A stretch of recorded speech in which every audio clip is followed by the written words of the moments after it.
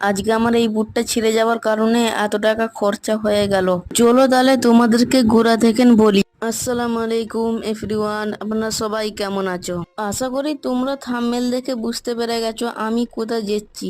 রাস্তার পথে চলতে দেখি সেলুন দোকান ধরতে গেলে পুরোই ফাঁকা, ওই জন্য আমার চুল কাটা তাড়াতাড়ি হয়ে গেল।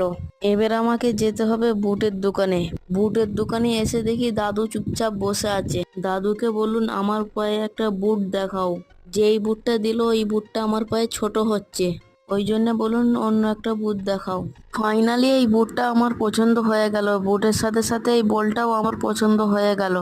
বলটার কালার যে এত সুন্দর, তারপর ভাবছি কিছুটা মার্কার নিয়ে লি, অনেক কাজে লাগবে। এই তিনটে জিনিস আজকে আমি কিনলুম।